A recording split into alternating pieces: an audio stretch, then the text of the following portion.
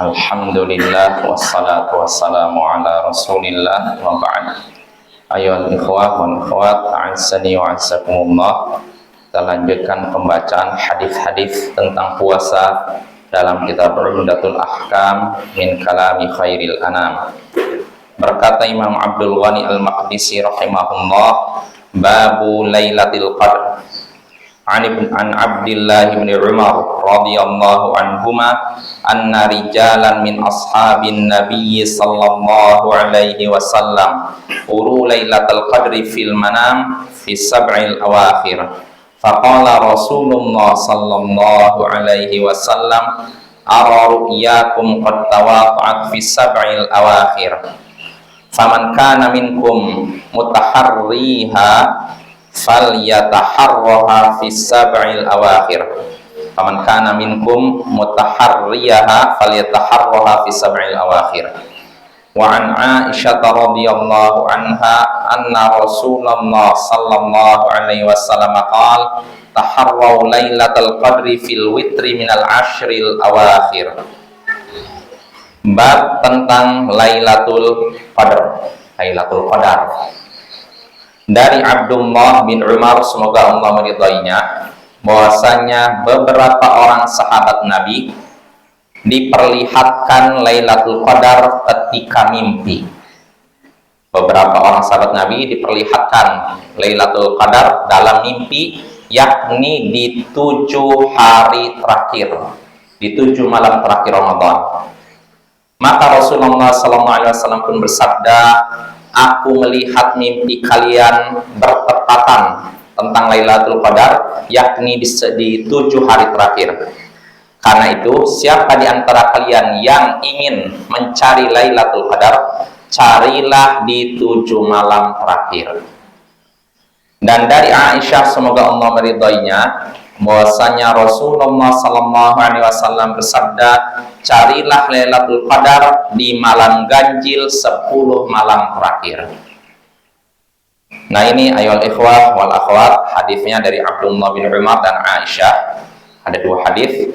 Dalam hadis pertama, Abdullah bin Umar di sini mengabarkan bahwasanya beberapa sahabat Nabi mimpi tentang Lailatul Qadar bertepatan, semua mimpinya sama, yakni Lailatul Qadar di 7 malam terakhir.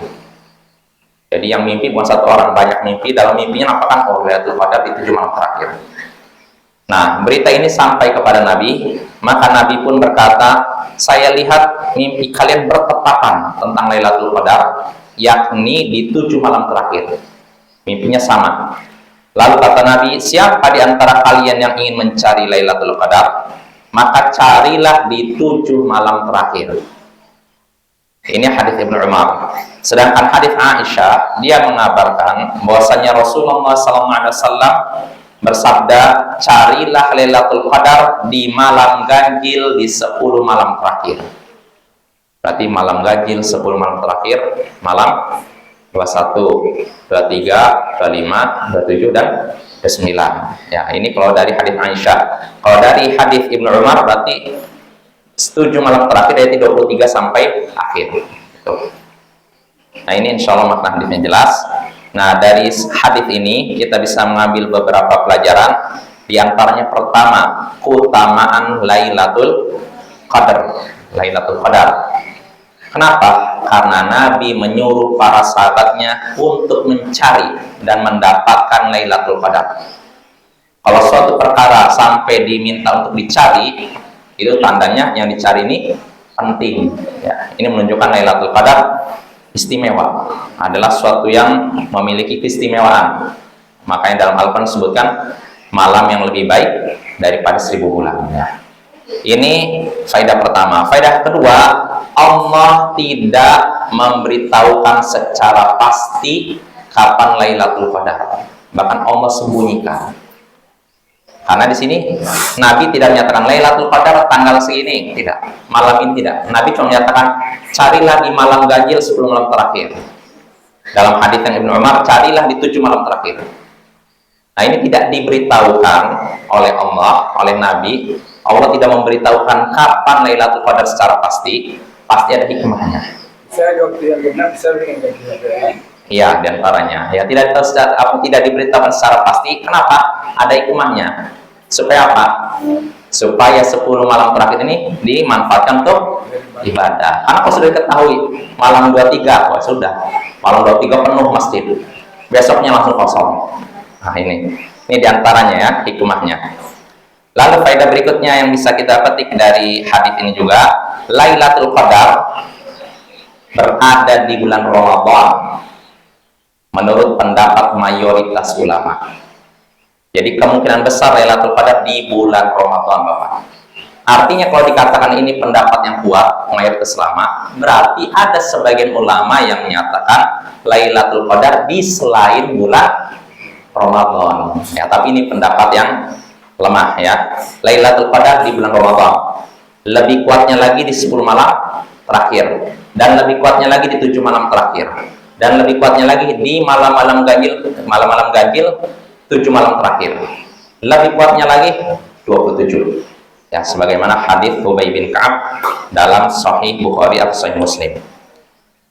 Itu faedah ketiga ya. Faedah keempat yang bisa kita petik dari hadis ini, mimpi kalau bertepatan dari banyak orang itu menunjukkan mimpi tersebut benar. Mimpi kalau muncul dari banyak orang dan tepat mimpinya bersamaan, itu menunjukkan mimpi tersebut benar. Contohnya dalam hadis ini, para sahabat Nabi mimpi, banyak yang mimpi Lailatul Qadar di 7 malam terakhir.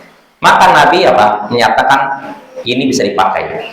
Makanya setelah Nabi mendengar bahwa para sahabat mimpi mereka Lailatul Qadar di 7 malam terakhir, Nabi pun menyuruh para sahabatnya mencari Lailatul Qadar di 7 malam terakhir.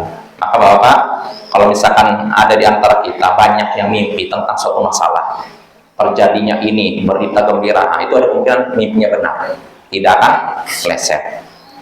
Itu faedah keempat. Lalu faedah terakhir yang bisa kita petik dari hadis tersebut, mimpi baik dari seseorang itu adalah kabar gembira baginya. Mimpi baik adalah kabar gembira bagi orang yang mengalaminya. Mimpi baik adalah kabar gembira bagi orang yang mengalaminya. Contohnya dalam hadis ini, para sahabat mimpi baik apa buruk? Baik kan? Berarti ini kabar gembira bagi mereka. Makanya Bapak, kalau kita mimpi, dalam mimpi kita melihat sesuatu yang baik, itu kabar gembira. Hendaknya kita senang memuji Allah. Itu kabar gembira dari Allah. Cuma kabar gembira, bukan dalil bahwasanya amalan ini halal haram, Pak.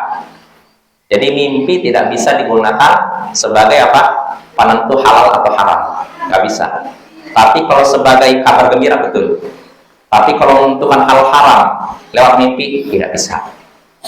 Maka nggak bisa seorang menyatakan sunnahnya minum kopi lewat mimpi. Wah ya, saya mimpi ketemu Nabi, lalu kata Nabi minum kopi lah, karena kopi itu halal sunnah, bukan halal sunnah. Karena ada sebagian orang menyatakan minum kopi sunnah karena mimpi. Nah, maka ini tidak benar ya. Mimpi baik cuma kabar gembira, bukan untuk menentukan halal dan haram, makruh, sunnah dan semacamnya. Yang itu saja. Wassallallahu ala nabiyyina Muhammadin wa ala alihi wa sahbihi ajma'in. Wa akhiru da'wana alhamdulillahi rabbil alamin. Assalamualaikum warahmatullahi wabarakatuh.